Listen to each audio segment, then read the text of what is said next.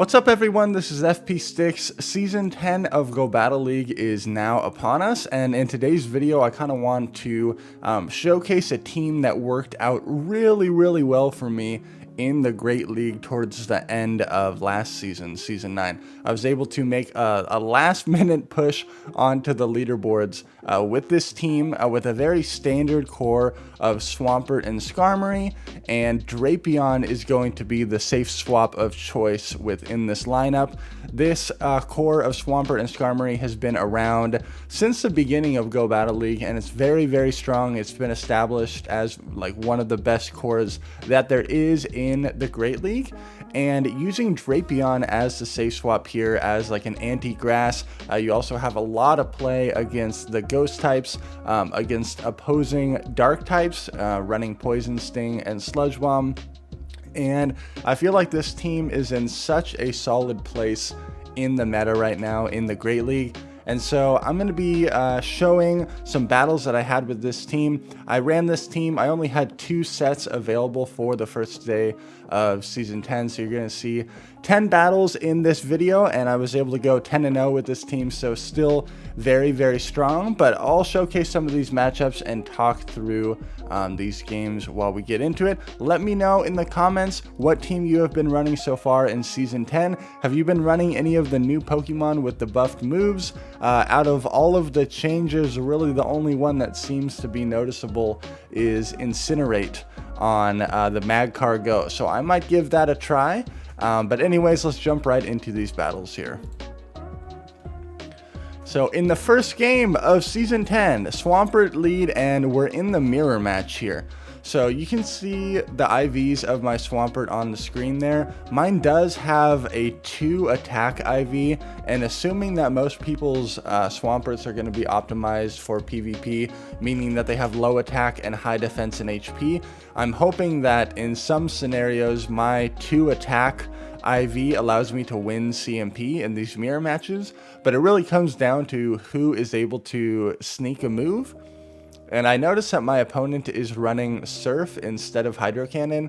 So Surf is the same energy cost as Hydro Cannon, but it hits for less damage. It's just all around a worse move. So I'm able to win the lead there, and my Swampert has a decent amount of remaining health. In comes Empoleon. I throw this Hydro Cannon. I just need any chip damage I can get on this Empoleon, and I'm actually going to bring in my Drapion and try to throw this Crunch before the Empoleon can throw a move. So my opponent unfortunately over farms here, and they don't throw a move, and then Crunch is actually able to take them out. In the back there's a Mew, so we were looking pretty decent here. If they would have shielded their Empoleon, I would have shielded my Drapion in return and would have been able to have a favorable matchup against this Mew in the back. And their Mew is running Overheat, which is a really interesting moveset for sure. But Drapion is just putting on an absolute show there and able to take that game. Good game. Alright, G-Fisk leads. Very positive, but this is really going to come down to how you play the secondary matchup. So I've noticed that a lot of people go for an Azumarill swap in right here, and my opponent tried to catch the Hydro Cannon on their G-Fisk. Anytime your opponent stays in with the G-Fisk against the Swampert, it's a pretty telltale sign that they're going to attempt to catch a move. So you can just over farm in that matchup. And against this Azumarill, Drapion does have to go down a shield to solidify this win here. But that is totally okay. It is way more important to maintain switch advantage, especially since people that lead G-Fisk oftentimes have like an anti-fighter being Venusaur or an anti-water also being Venusaur or some opposing grass type. I've seen this team comp of G-Fisk, Azumarill, and Trevenant in the back a lot. I've also seen a Medicham in the back, all of which Skarmory has decent matchups against as long as you're able to maintain switch advantage. And Drapion still outputs a decent amount of damage against this G-Fisk, even though the Poison Stings are triple resisted. It takes about 3 crunches to knock out a G-Fisk, especially if you get a defense drop on one of the earlier crunches. My opponent goes for the Rock Slide. In the back is a Shift Tree. This is why you run Sludge Wave on Swampert in Great League for those opposing grass types. Able to one-shot it, and then I'm just going to be able to mud shot down the G-Fisk. Maintained positive alignment throughout that match, and it really comes down to how you play that secondary matchup there. Another favorable lead. This is against Unova Stunfisk. However, this matchup, the Stunfisk is able to spam out these neutral mud bombs, and it gets fairly close in the 2 shield because one Hydro Cannon does not knock out this Stunfisk. Now, it looked like I was able to sneak in one mud shot on one of my earlier Hydro Cannons, so I know that I'm going to consistently outpace this Stunfisk. And Swampert and Stunfisk are on the same timing of getting to Hydro Cannon and Mud Bomb. So I'm going to throw there, force, win the CMP and win that lead. In comes a Seismitoad running Bubble. I know this thing has access to Earth Power, it has access to Muddy Water. So I go for a stupid play here and I bring out my Drapion. To be honest, I had no idea what my opponent could have in the back, and I was worried that if it is a G-Fisk or a Bastiodon, I need to make a swap to preserve what little health I have on my Swampert. But they stayed in there and just totally nuked my Drapion, and then they have, what is this thing? Fire Fighting Chicken Combuskin?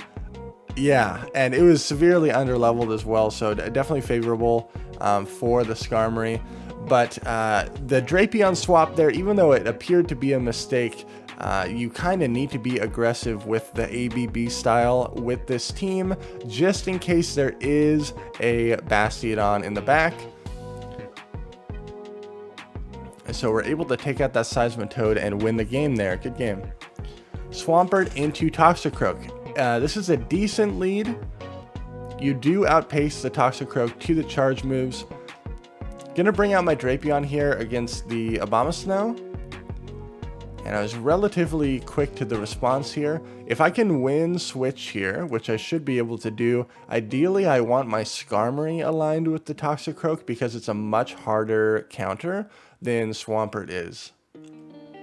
So I will shield up this Weather Ball. Abomasnow does outpace the Drapion to these charge moves, but the Weather Ball is nowhere near as threatening as these Poison Stings and Crunches are.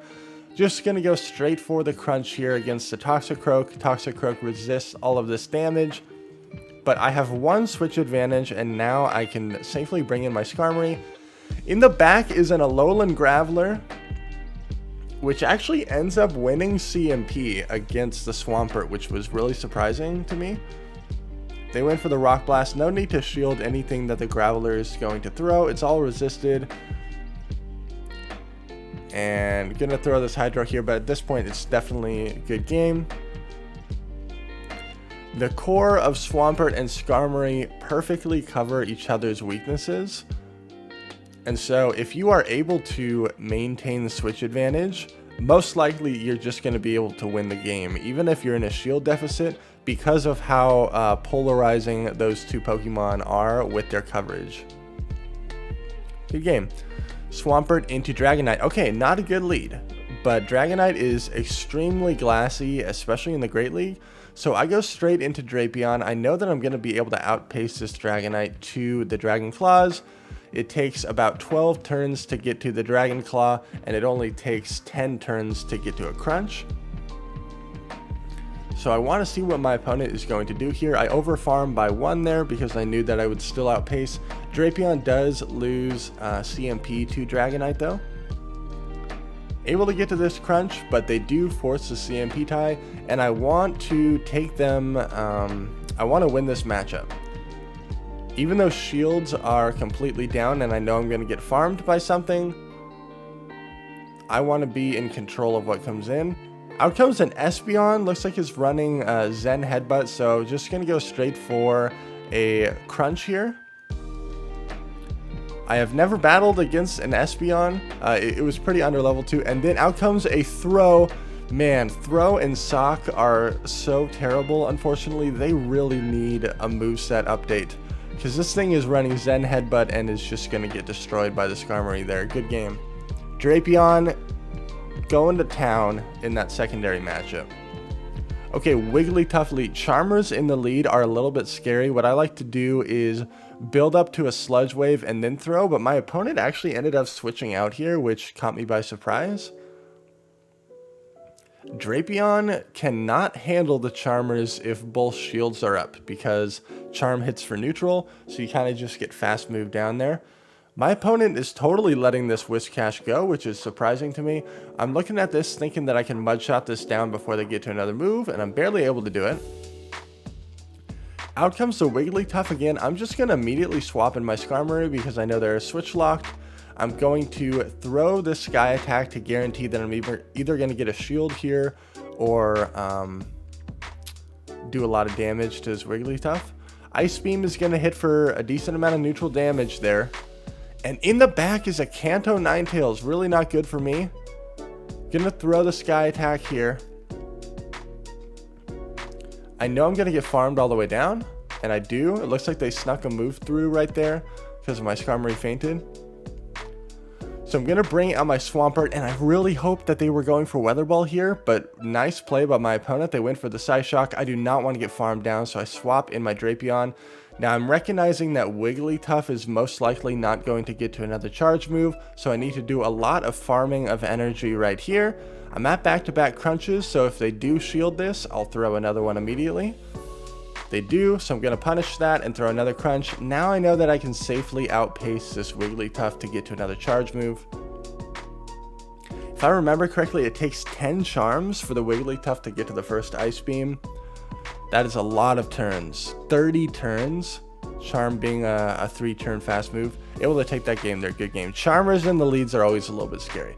Another favorable lead, but this all comes down to how you play the secondary matchup. Because if you lose switch advantage, you're most likely going to lose the game. Because G-Fisk on a Skarmory is very, very bad. Most likely what my opponent has in the back is going to hard counter Swampert. So again, I opt to go straight into Drapion. My opponent has a much bulkier Azu than my previous opponent. This is probably very XL. I have to shield. They go straight for the pump. Totally fine by me. It's actually way better for me when they go straight for the pump. And because this Azu is so XL, I actually have to go for a Sludge Bomb here instead of a Crunch, because I don't want to get hit by any damage there. They bring in a Shadow Machamp. Holy cow. I'm going to bait with Crunch. And I get a shield there, and I'm able to get to this Sludge Bomb. Let's see what they want to do. Hopefully they think it's another Crunch. They do. The Sludge Bomb connects. And now I bring out the Skarmory. No Air Slash goes through, but Skarmory is just a sacrifice here. And because I was able to maintain positive alignment throughout the duration of this match, Swampert is going to be able to take out this G-Fisk.